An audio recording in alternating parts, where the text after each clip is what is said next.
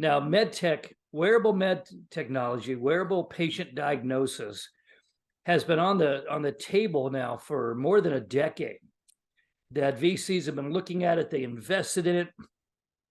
Elizabeth Holmes came along and looked like she was going to fulfill that dream, and it turned out to be a fraud. And that scared away the VCs. I mean, if you've got a new medical technology, and I know a few of them that have emerged quietly out of Google X too, that have enormous promise, but getting money right now is tough out of the VCs. They're really wary about con men. They're worried about claims about medicine that they don't have enough expertise in to actually do due diligence. But if Apple, the biggest company in history, decides to step into this world, I mean, they did it with that kind of poor man's defibrillator thing, that, the EKG that really didn't measure enough stuff to be particularly valuable. But now they've got something that changes the world. And this could, my gut is, this is the big one, the one we've been waiting for. This could set off a land rush for other wearables, but also expanding this entire world of diabetes monitoring.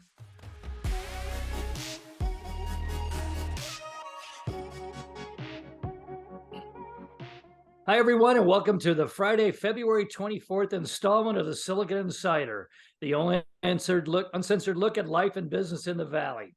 My name is Mike Malone. I'm here with special contributor Scott Budman over here, technology reporter for NBC Bay Area. Our producer is Jordan Henderson. Our East Coast correspondent is Bob Grove. And our host, as always, is the Silicon Valley Business Journal. So first of all, Scott, have you been up in the mountains? Are you monitoring the snowfall? It's a little higher. They had you covered in the last storm. Are you going to cover the first real snow in 30 years? I'm waiting. I haven't been up there yet, although it's funny. You don't have to go too far up in the mountains. It's amazing how low in the Bay Area the snow is, and it's giving a lot of kids an easy shot at playing in the snow. It's wonderful. When I was in high school, we had one, and guys went up with their pickup trucks and filled the back beds with snow. Came down, and in the Fremont High School in Sunnyvale parking lot, we had a giant snowball fight.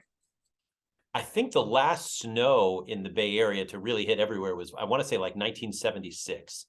And yes, I was at Hewlett Packard up on Page Mill, and we were high enough we actually made a little snowman about that tall.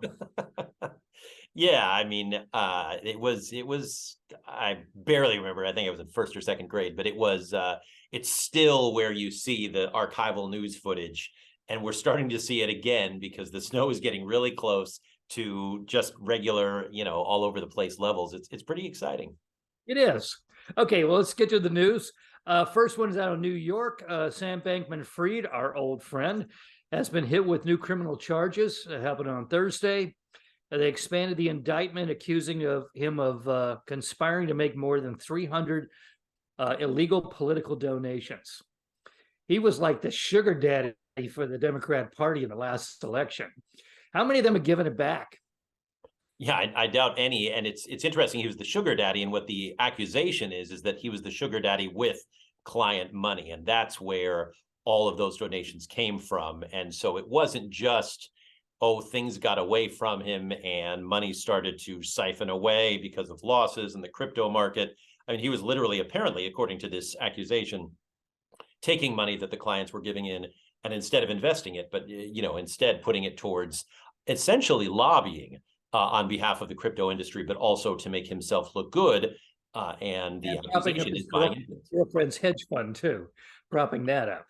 Right, and so right, Carolyn Ellison, the CEO of Alameda Hedge Fund, not to mention the co-founder Gary Wang of FTX, both are cooperating with the government, and the charges keep raining down on Sam Bankman-Fried. I don't see how he gets out of this. I mean, it's just one thing after another that looks bad, and that makes him look very disingenuous when he was saying, I'm just trying to help people and put a good face on politics and stuff like that. I'm just a pudgy Gen Z, kid in the basement, and it got kind of out of hand.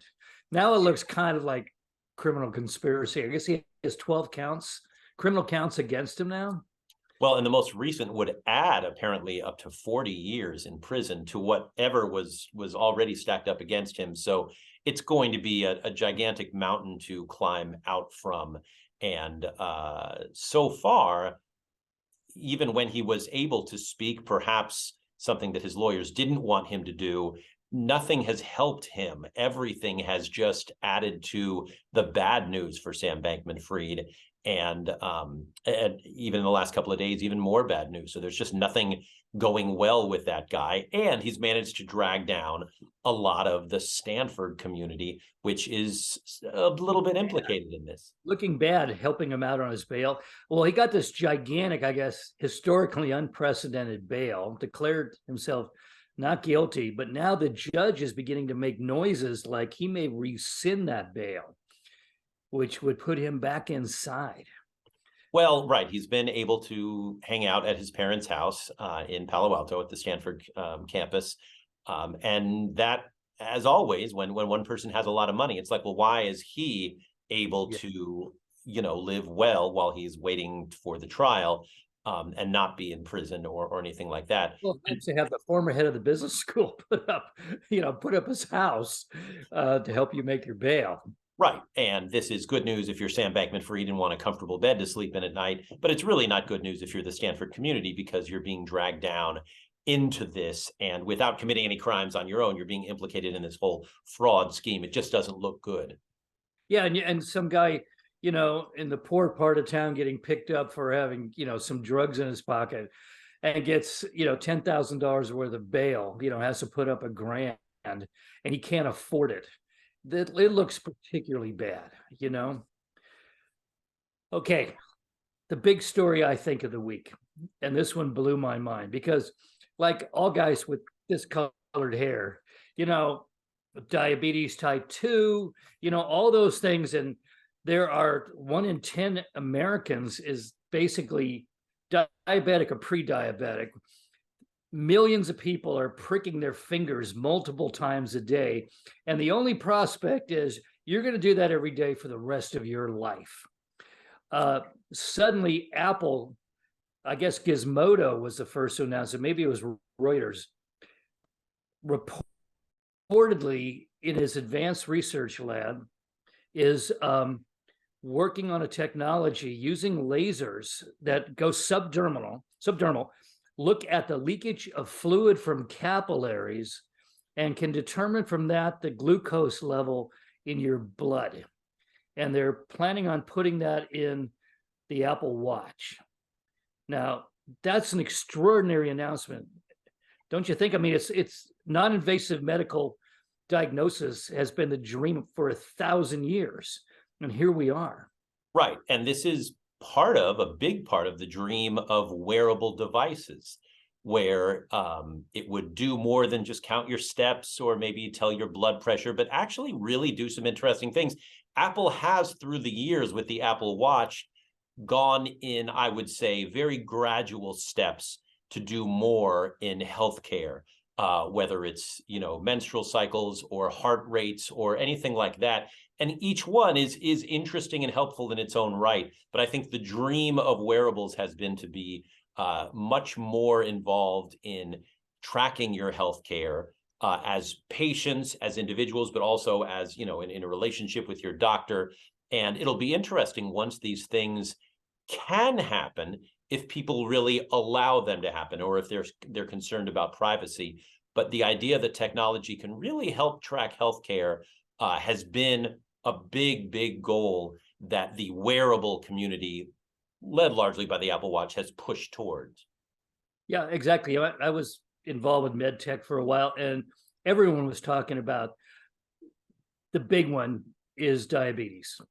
If you can find it kills so many people slowly, if you can find a way to monitor that, and because you can link it then with embeddable medicine that slowly releases according to the numbers that come up.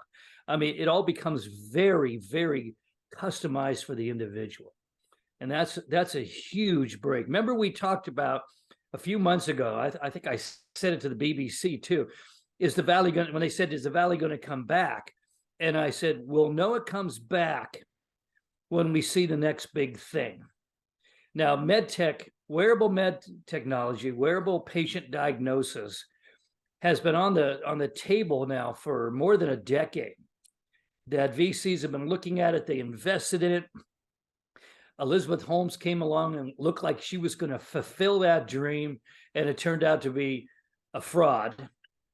And that scared away the VCs. I mean, if you've got a new medical technology, and I know a few of them that have emerged quietly out of Google X too, that have enormous promise, but getting money right now is tough out of the VCs. They're really wary about con men.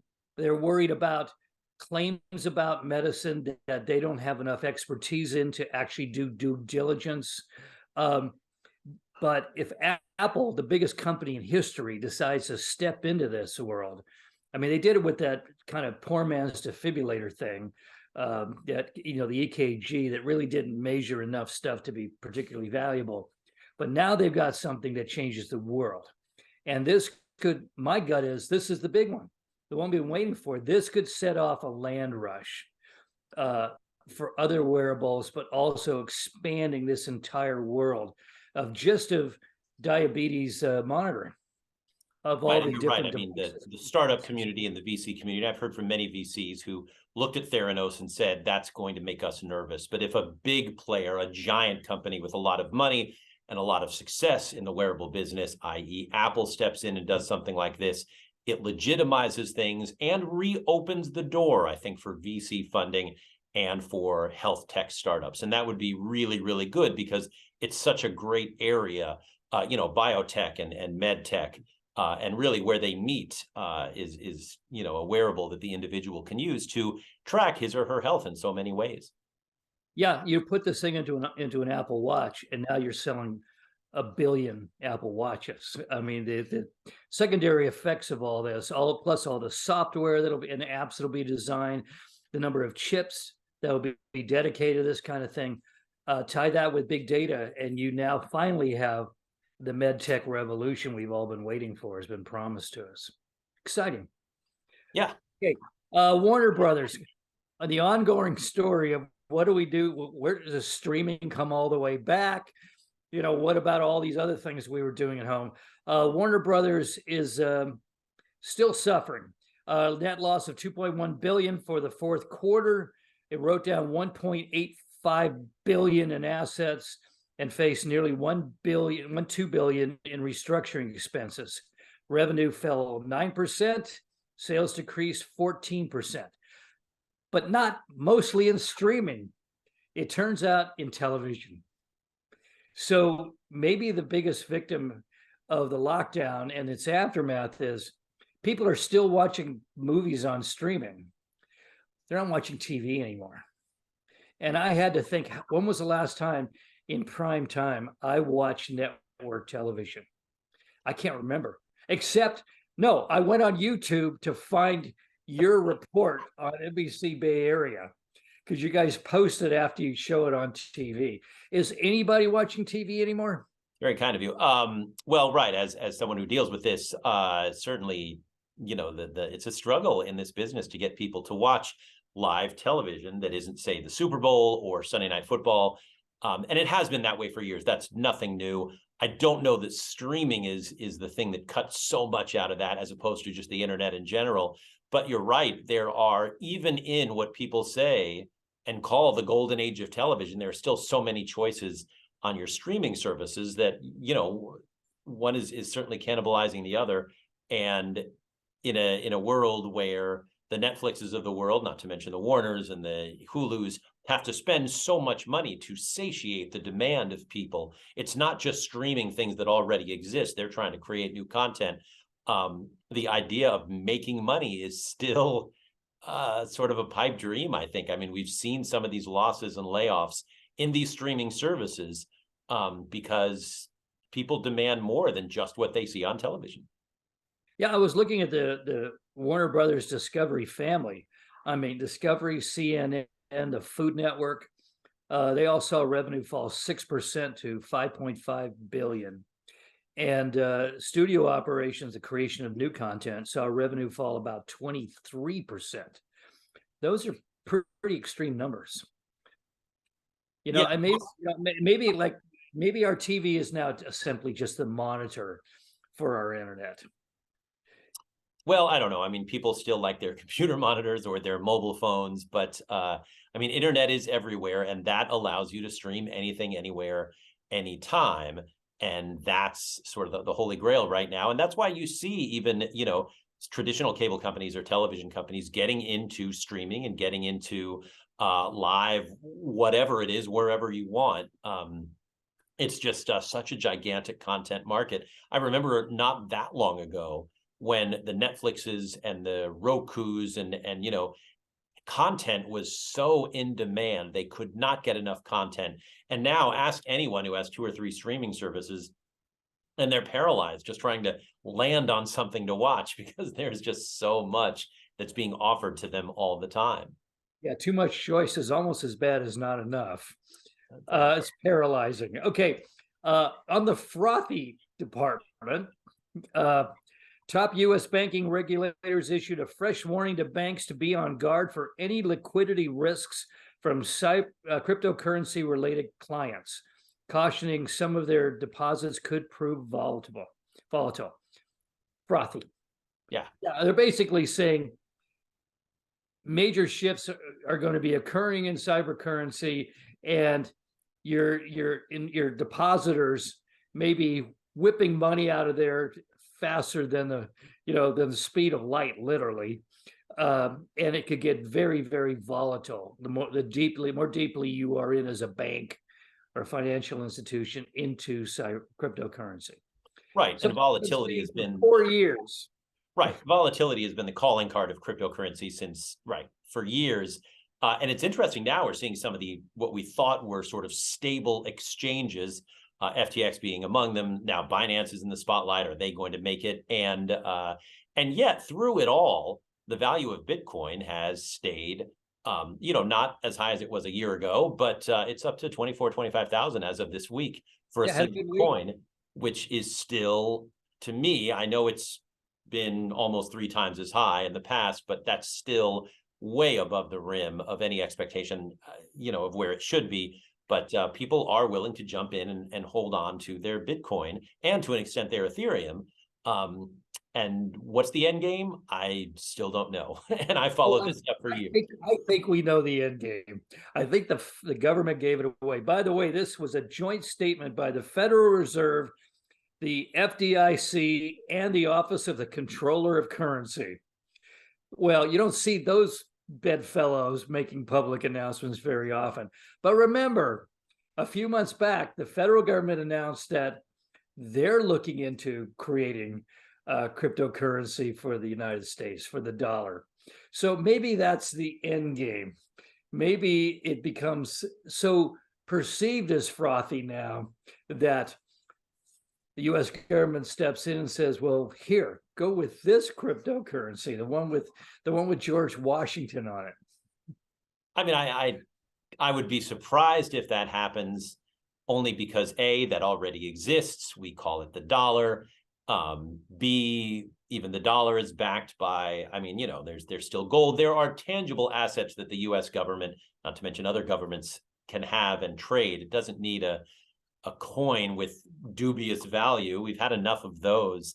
And, as much as we trust the currency that we use, do we trust the government if it gets into the crypto game? I would argue crypto exists because a sliver, not a big portion, but because a sliver of the population doesn't trust the government.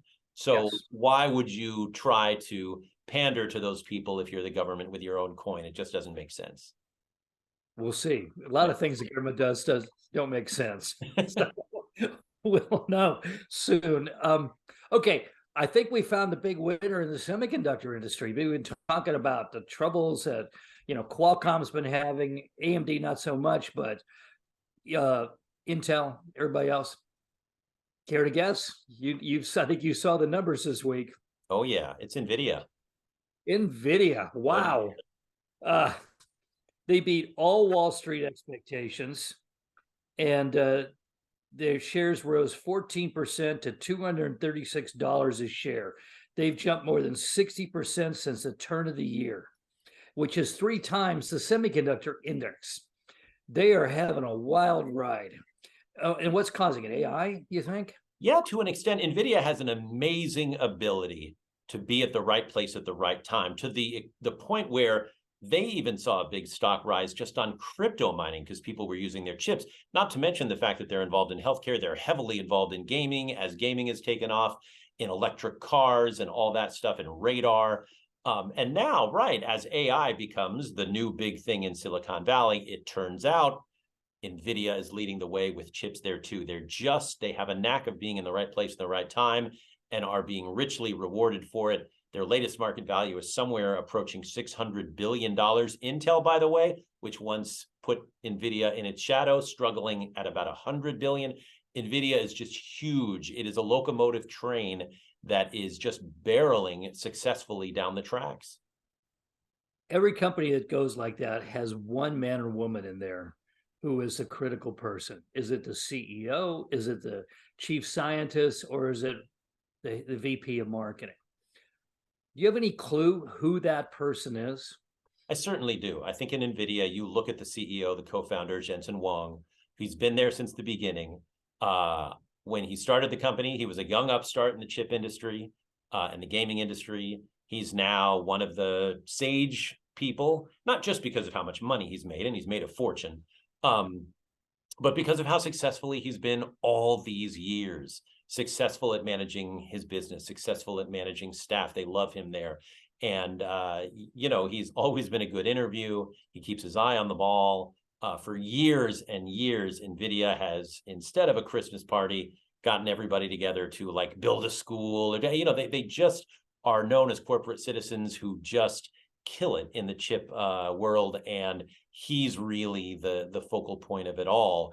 And, I only hope that they have a succession plan in place for when he just gets too rich to even care anymore. How old is he? Oh, I mean, he's got to be all of 50 something. He's really So he's gonna be around for a while. He could be. Yeah, but yeah, he's the center of that. And unlike, say, Lisa Su, who we've praised over at AMD for turning things around, he was the one that built Nvidia up to where it was, and he stayed there a long time. He's one of those long-lasting CEOs that you don't see all that often. Especially here, especially in this. Yeah, he's approaching legendary status, when you're in for 10, 15 years, 20 years longer than even, say, a John Chambers, not to mention the other chip guys, you're going to get legendary status in Silicon Valley, and he's earned that. Okay, finally, in the strange bedfellows department, California Governor Gavin Newsom and Tesla CEO Elon Musk. I don't think I've had that in a sentence, those two names in a sentence in a positive way ever. Apparently they had a joint press conference this week to announce Tesla's giant global engineering headquarters will be in California. And symbolically, up on Page Mill Road, where the valley began, in the HP Enterprise headquarters. Now, is that the one at 3000 Hanson, or is that the spike top, the angular topped?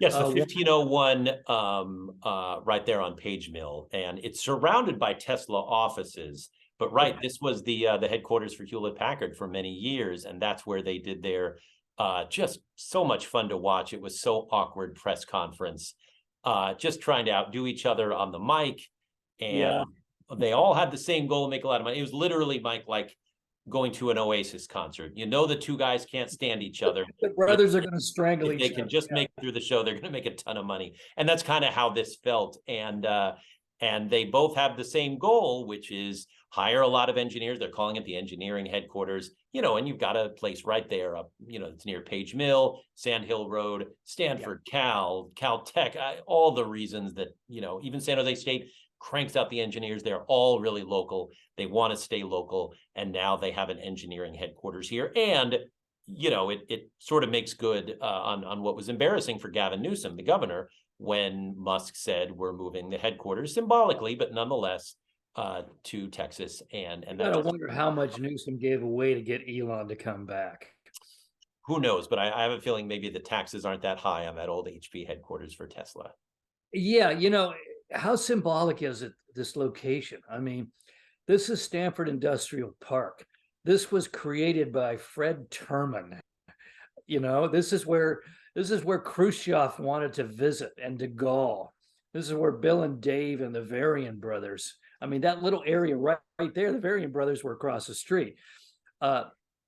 Hewlett Packard up on the hill, the Uber, the Ultra, Silicon Valley company, and now Tesla's moved there. Now, I would say that I watched that building being built because I was at HP at the time before I went to the Mercury.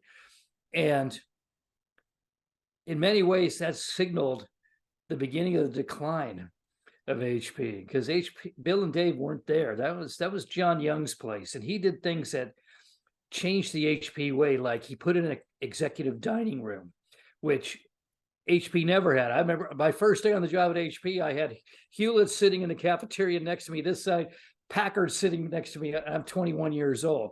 It was terrifying, but they were guys who ate in the cafeteria.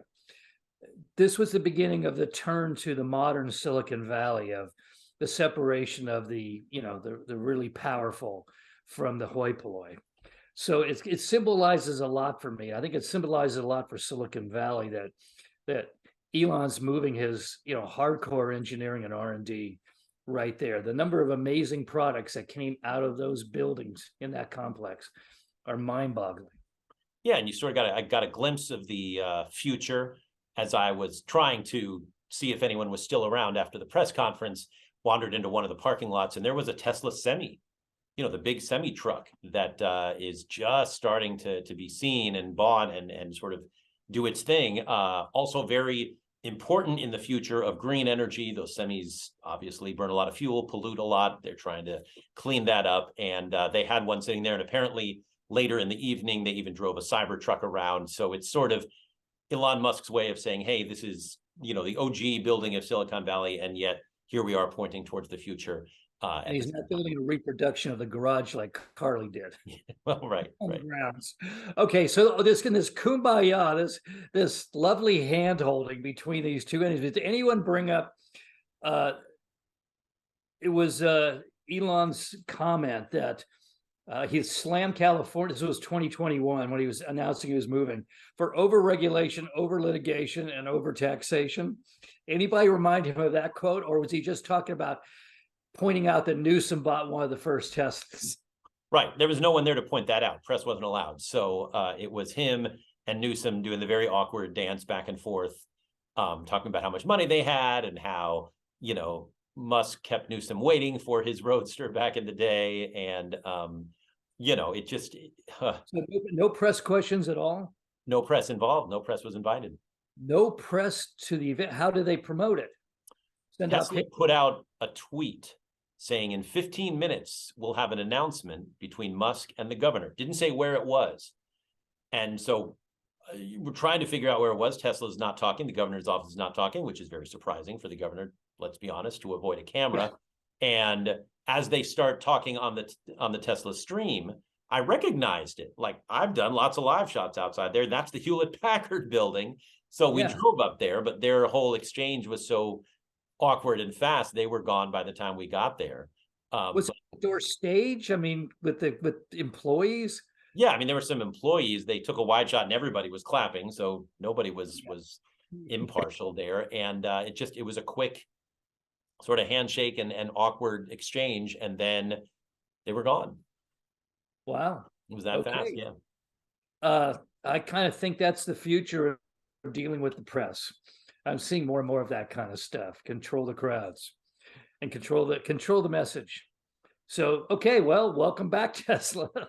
Let's see how it goes. You're only a block away from Theranos, so pick up the Bill and Dave vibes and not the Elizabeth Holmes vibes, and you might have a future.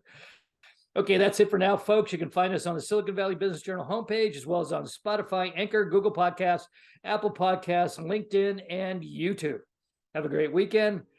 Enjoy the snow if you live in Silicon Valley. Take care. Bye-bye.